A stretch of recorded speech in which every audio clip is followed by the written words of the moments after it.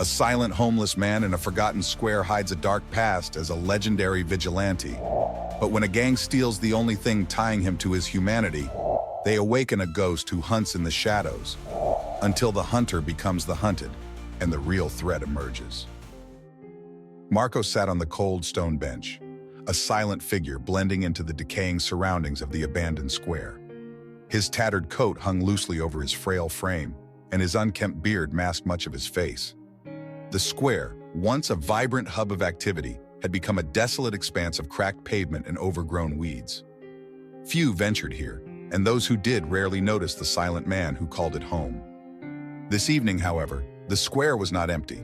A group of young men loitered near the rusted fountain, their laughter echoing harshly against the stillness. At their center was Rado, a wiry figure with a cocky grin and a swagger that screamed dominance. He was flanked by his loyal crew, who fed off his bravado like moths to a flame. "Hey, check him out," Rado said, jerking his thumb toward Marcos. The others turned, their eyes gleaming with malicious curiosity. "Bet he's too far gone to even know we're here." They approached in a loose circle, their movements predatory. Marcos didn't look up, his gaze fixed on the cracked pavement beneath his feet. Rado crouched in front of him, tilting his head to meet Marcos's eyes. "Hey, old man, you mute or just stupid?" Rado's voice was mockingly sweet. When Marcos didn't respond, Rado's grin widened. "What's the matter? Cat got your tongue?" The others chuckled, their voices blending into an ugly symphony. One of them, a stocky boy named Leo, reached out and flicked the brim of Marcos's worn hat. It tumbled to the ground, revealing his weathered features and dull, lifeless eyes. "Look at this relic," Leo sneered. "Bet he's been sitting here since the square was built." Rado spotted the metal hanging from a frayed cord around Marcos's neck. The tarnished gold gleamed faintly in the dim light, an incongruous reminder of a past long forgotten. Rado's hand shot out, yanking the metal free with a sharp tug. Marcos's hand twitched but remained at his side. "Now this is interesting," Rado mused, holding the metal up for the others to see. "Looks like you've been hiding a little treasure." "Let's see what else he's got," Leo suggested eagerly. Before Marcos could react, they shoved him backward. His frail body crumpled onto the pavement, his breath escaping in a pained wheeze.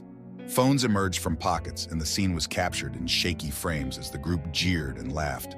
"Smile for the camera, Grandpa!" one of them shouted, eliciting more laughter. Satisfied with their cruel display, the group sauntered off, their voices fading as they disappeared into the night. Marcos lay motionless for a moment, his eyes staring blankly at the sky. Slowly, he pushed himself up, wincing as his joints protested. His hand brushed over the spot where the metal had hung, his fingers curling into a trembling fist. The square was silent once more, but something in Marcos's gaze had shifted. The dullness was gone, replaced by a flicker of something darker.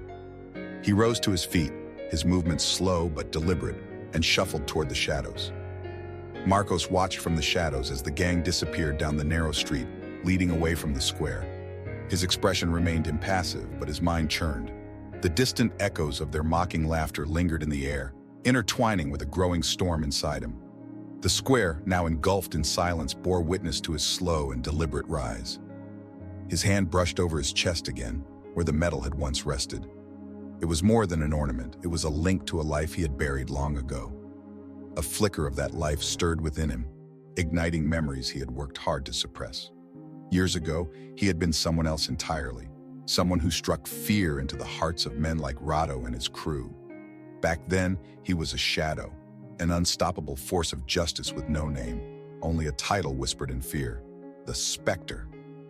Flashes of violence played in his mind like a fragmented reel. The blood on his hands, the faces of those who had fallen, and the cold, calculated precision that once defined him, now danced in the recesses of his thoughts. But that was another time, another life, or so he had thought. He shuffled out of the square, his limp pronounced, yet purposeful. The gang hadn't gone far. Rado's distinct laugh carried over the wind as they gathered near an old graffiti-covered wall.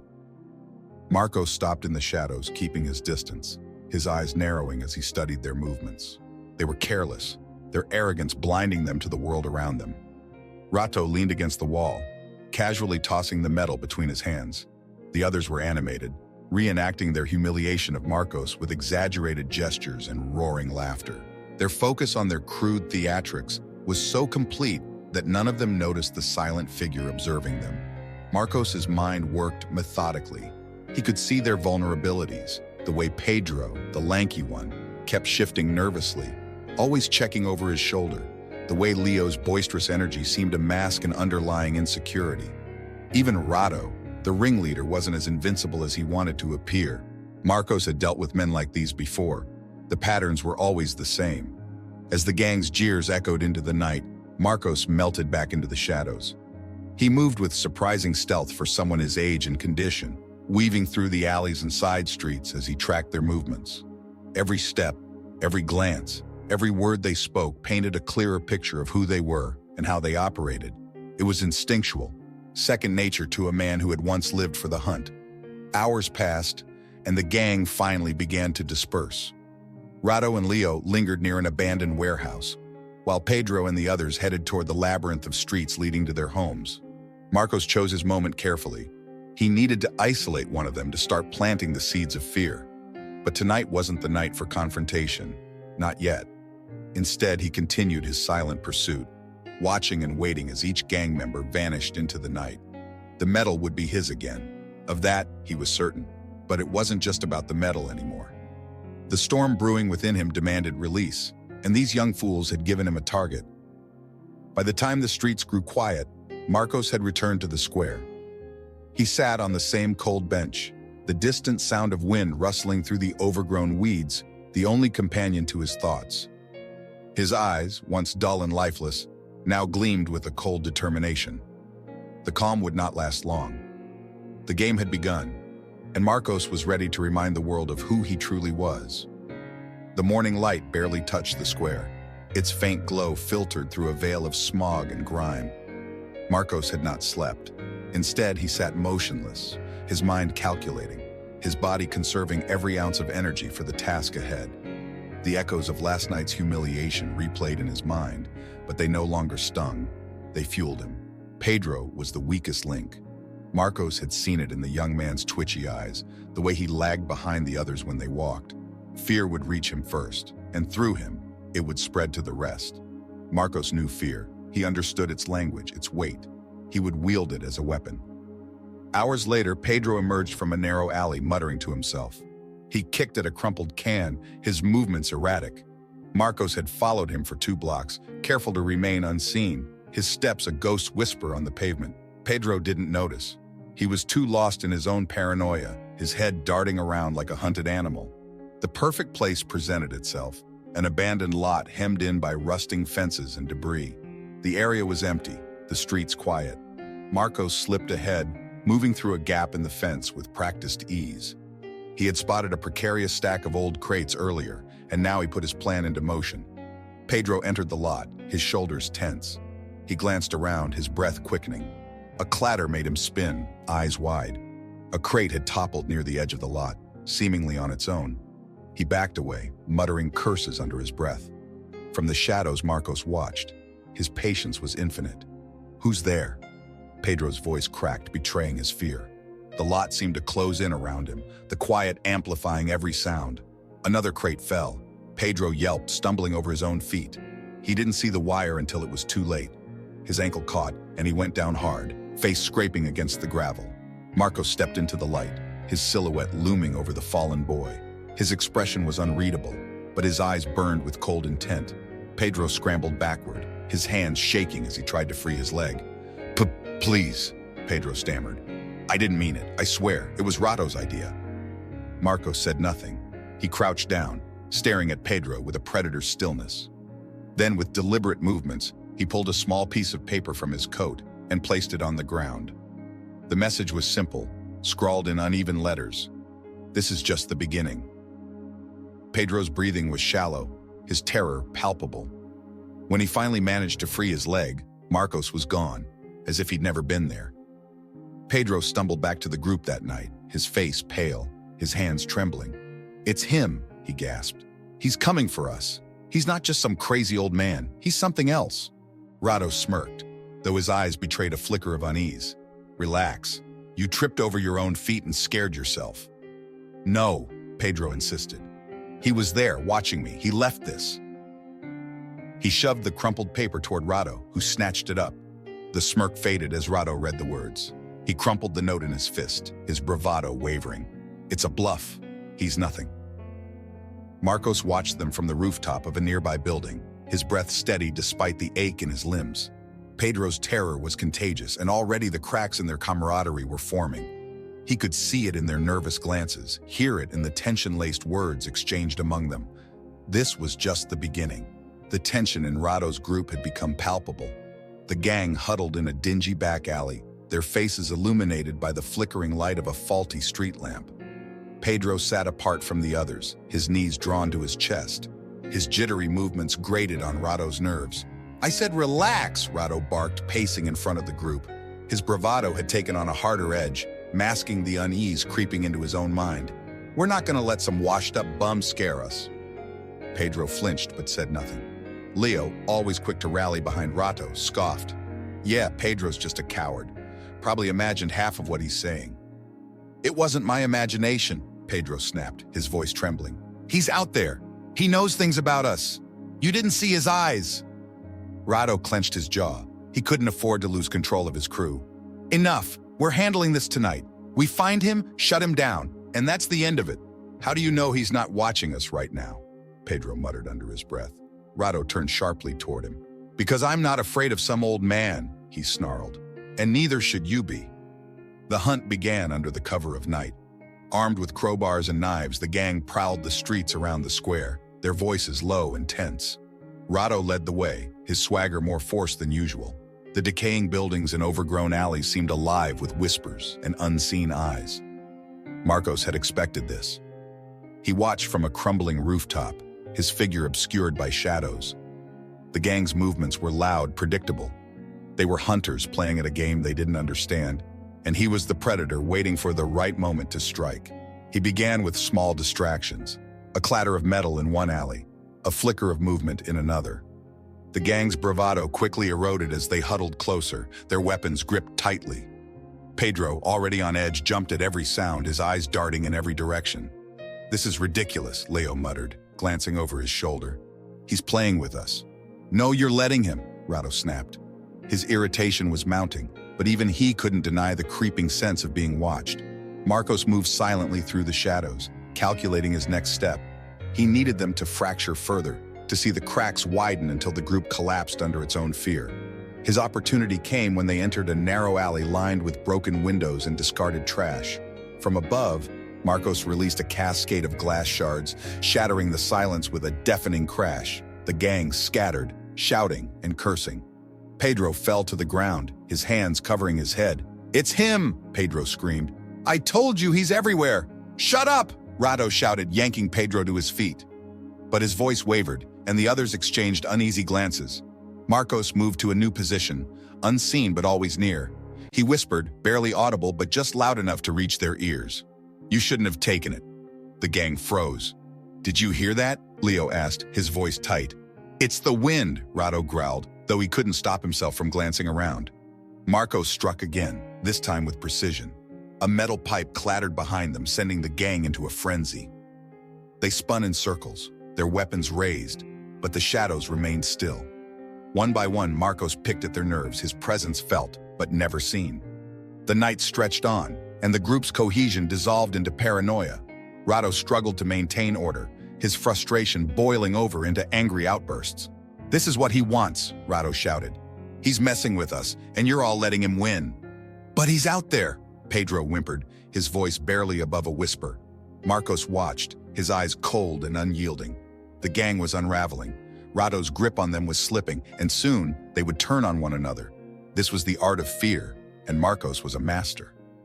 As the first hints of dawn crept into the sky, Marcos retreated, leaving the gang in disarray. They had come looking for a fight, but he had given them something far more devastating: doubt. Marcos stood at the edge of the square, the first rays of dawn casting long shadows across the cracked pavement. He clutched the edge of his coat, his fingers trembling slightly, not from fear, but from the weight of the memories clawing their way to the surface. Each step he took carried him deeper into the labyrinth of his past. Years ago, he was not a broken man living in silence. He had been a force, feared and revered, moving through the underworld with surgical precision. The name the Spectre had once been whispered in the dark, a harbinger of death for those who thrived on chaos and harm. His methods were brutal, his resolve unshakable. Marcos had lived by a code then, justice at any cost. But justice had its price, and he had paid it in blood, losing pieces of himself until there was nothing left to give. One memory stood out sharply against the fog of time: a mission gone wrong. The medal the gang had stolen wasn't just a relic, it was a token of survival, a reminder of the day he walked away from the life that consumed him.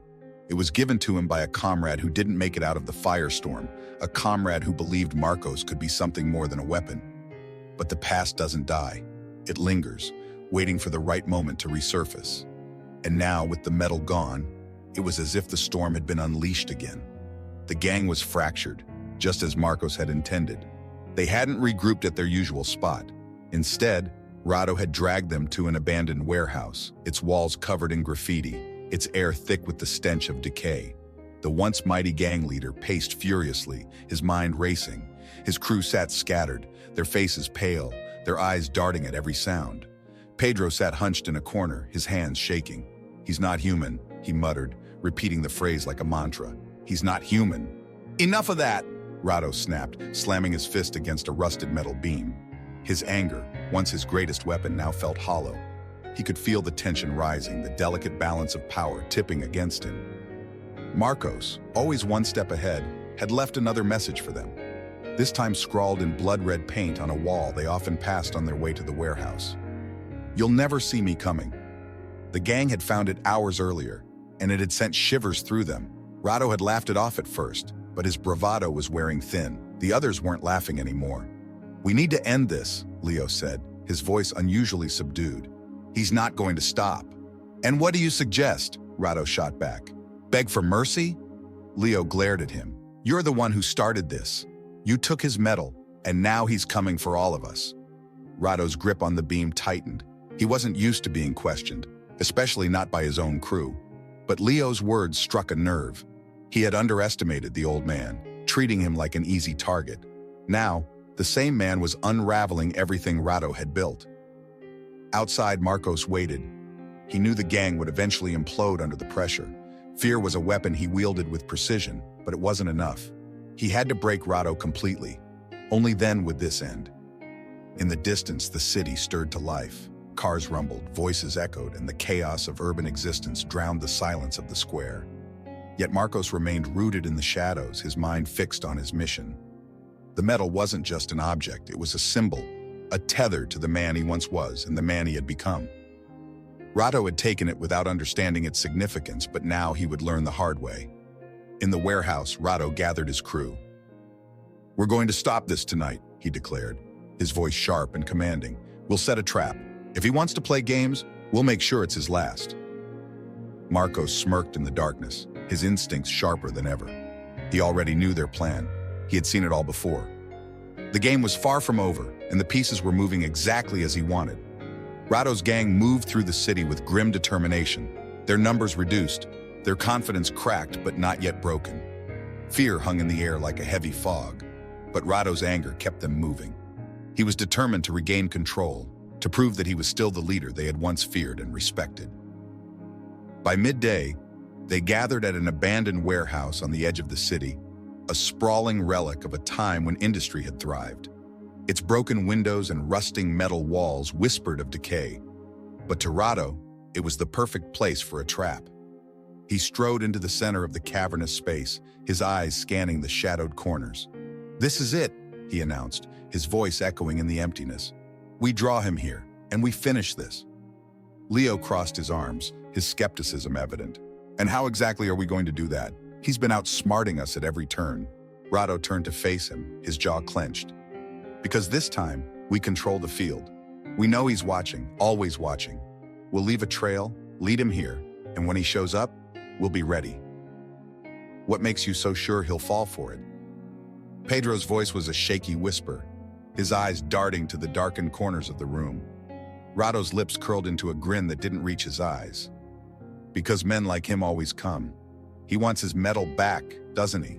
Fine. We'll dangle it in front of him and see how far he's willing to go." He pulled the medal from his pocket, its tarnished surface glinting faintly in the weak light streaming through the broken windows. The sight of it sent a ripple through the group, a mixture of unease and something closer to fear. Even in Rado's hand, the object felt like it belonged to someone else, someone watching from the shadows. Marcos crouched on the roof of a nearby building, his breath steady, his focus absolute. He had followed the gang from a distance, noting their movements, their growing desperation.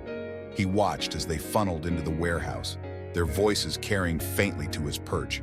They thought they were in control, that their trap would turn the tables. But Marcos had already assessed the terrain, cataloged the exits, and noted the weak points in the structure. The warehouse was a playground of hazards, unstable beams, loose debris, and rusted machinery waiting to be weaponized. Marcos would use every inch of it to his advantage. Slipping into the building unnoticed was almost too easy. The gang had posted Leo and another member, Bruno, near the entrance. But their vigilance was half-hearted, their nerves frayed. Marcos moved like a shadow, bypassing them entirely. Once inside, he began to work. Using materials scattered throughout the warehouse, Marcos set his traps. He rigged loose beams to fall with the slightest pressure, arranged shards of glass along narrow pathways, and stacked crates in precarious towers. Every detail was designed to disorient and divide, to turn their own battlefield against them. Hours passed as Marcos transformed the warehouse into a labyrinth of danger.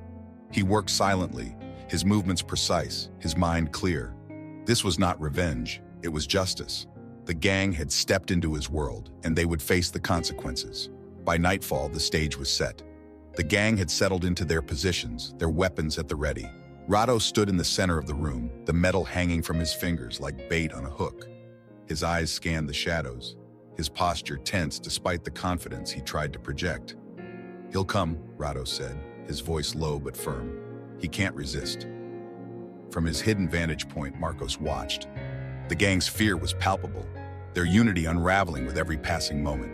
Rado's trap was flawed, too reliant on brute force, too exposed.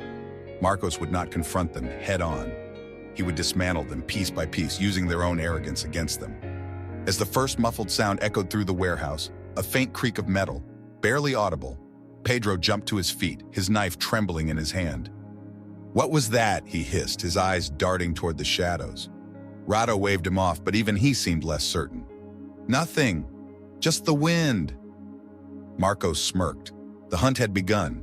The warehouse was a tomb of tension, its silence broken only by the faint creaks and groans of the decaying structure.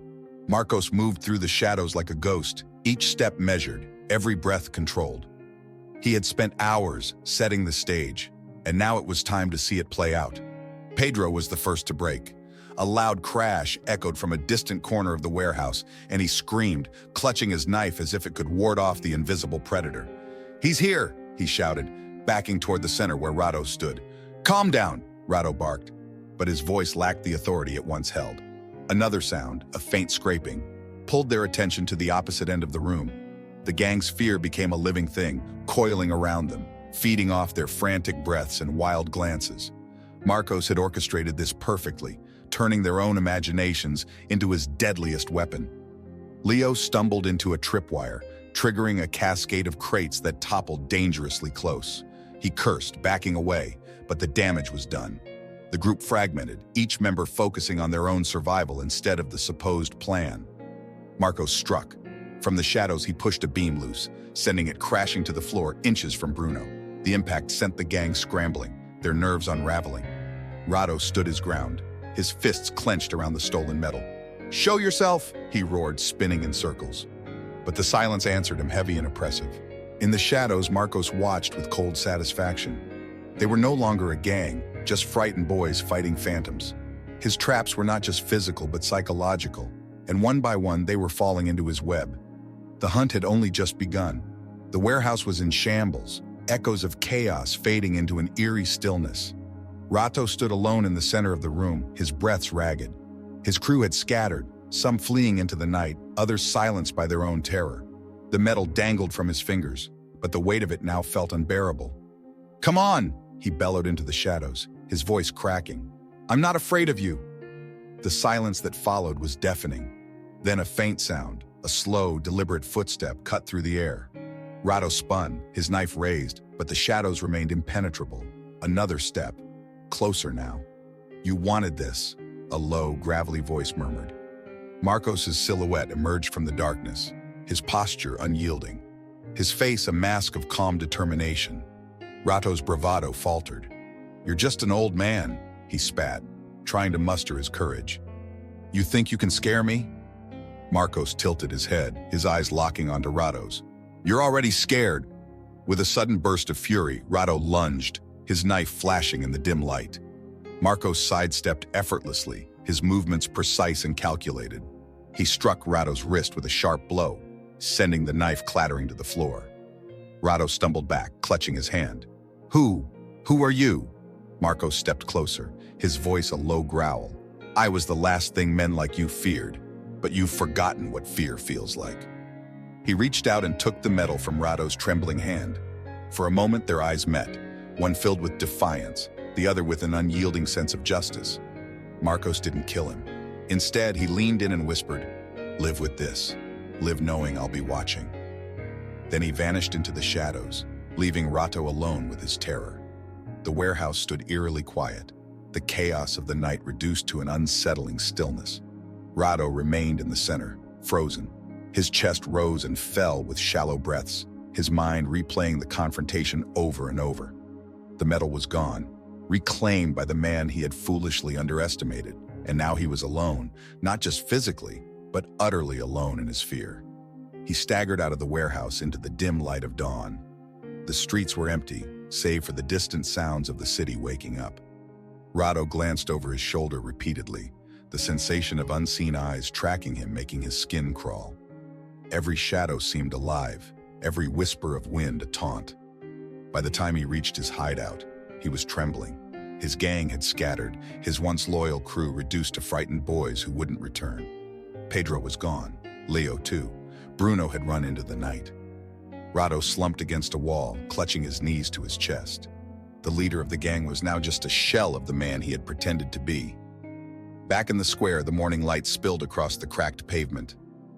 Marcos sat on his familiar bench, the metal clasped tightly in his weathered hand. His face was impassive, his body still, but his eyes carried the weight of the night's events.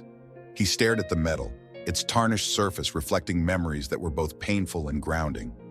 For the first time in what felt like years, Marcos allowed himself a deep breath. The storm inside him had quieted, but the calm that followed wasn't peace. It was resignation. The metal was his again, but it wasn't just a victory over the gang. It was a reminder of the man he had once been, the choices he had made, and the life he had tried to leave behind. The square, usually lifeless, began to stir. A few residents passed by, casting quick glances at the old man, who seemed no different than he had been the day before. But they felt it, even if they couldn't name it. A shift in the air, an intangible tension that lingered around the square like the fading echoes of a distant storm. A young woman paused near Marcos, her gaze lingering. "You okay, sir?" she asked hesitantly, her voice soft. Marcos turned his head slowly, his expression unreadable. He gave a single, slow nod. The woman lingered a moment longer before moving on, leaving him to his solitude. Whispers began to spread through the neighborhood in the days that followed. Stories of the gang's sudden disbandment reached the ears of the locals, rumors swirling about a phantom who had hunted them down. No one knew the full truth, only fragments of what had happened. Rado had disappeared entirely, leaving no trace. The others kept silent, too afraid to speak of what they had witnessed. Marcos remained in the square as he always had, his presence a constant in the changing narrative. To the casual observer, he was just a homeless man, silent and unremarkable. But to those who paid closer attention, there was something different about him now. His silence wasn't one of defeat. It was the quiet of someone who had faced the storm and emerged intact. The square itself seemed to reclaim some of its dignity. The weeds were still there, the cracks still etched into the pavement, but the oppressive weight that had hung over the place began to lift. Children started playing near the fountain again, their laughter ringing out where fear had once reigned. Marcos watched them, his expression softened by the faintest trace of something that might have been relief. Late one evening, as the square emptied and the world settled into its nightly rhythm, Marcos leaned back on his bench, his gaze fixed on the dark sky above. The metal hung around his neck once more, its weight familiar against his chest. He knew the quiet wouldn't last forever. Trouble had a way of finding places like this, of seeking out men like him. But for now, the silence was enough. The square had settled into an uneasy calm. Days passed, and Marcos resumed his familiar place on the bench, a silent observer of the world around him. To the casual eye, he seemed unchanged, just a forgotten figure in a forgotten corner of the city. But within, a storm brewed, subtle but unrelenting.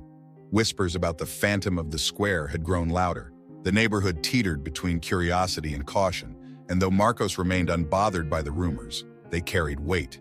People began to tread more carefully around the square, some out of fear, others out of respect for what they believed had happened there. The gang's collapse had sent ripples far beyond the neighborhood. Marcos sensed it even before the first sign of trouble appeared. The square had always been a place for those who lived on the edges of society, petty criminals, drifters, and lost souls. Now it drew something darker. It started with a new face. A man, broad-shouldered and dressed in a leather jacket, lingered at the edge of the square one afternoon. His eyes scanned the space with practiced intensity, pausing briefly on Marcos before moving on. He didn't stay long, but his presence was like a pebble dropped into still water, sending ripples that Marcos couldn't ignore. By the next day, there were more. Two men loitered near the fountain, speaking in hushed tones. A woman with sharp eyes and an air of authority stood near a lamppost, her phone to her ear. They didn't belong here, their movements too deliberate, their glances too calculating. Marcos watched them all, his expression unreadable. That evening, as the square fell into its usual silence, Marcos found something out of place. A folded piece of paper lay on his bench, stark against the worn wood. His eyes narrowed as he picked it up, unfolding it with deliberate care. The message was written in bold block letters. "We know who you are. This isn't over." Marcos's grip tightened, the paper crumpling slightly in his hand. He scanned the square, but it was empty, the shadows stretching long under the faint glow of the streetlights. Whoever had left the note was long gone, but the message was clear. The following days brought more signs. Footsteps trailed him at odd hours, always distant but constant. Figures appeared on the periphery, watching him before disappearing into the crowd. Marcos recognized the tactics. They weren't amateurs. Whoever they were, they had come prepared. It wasn't long before the rumors began to shift. The new arrivals weren't just here for curiosity. Word spread that a new gang had arrived, drawn by the tales of the square and the man who had supposedly driven off its previous rulers. They were different, more organized, more dangerous. And they weren't here to leave quietly. Marcos felt the weight of the metal against his chest as he sat in the square one night, the air thick with anticipation. The past had a way of catching up no matter how far one ran or how long one hid. He had tried to leave that life behind, to let the specter die with the man he once was. But now it seemed the world was determined to resurrect him. The first direct confrontation came without warning. 3 men approached him as he sat on the bench, their steps heavy with intent.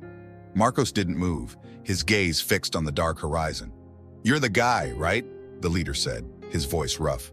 "The one who thinks he runs this place now?" Marcos didn't respond. His silence wasn't one of fear, but of calculation. The men exchanged uneasy glances, their confidence wavering. The leader leaned closer.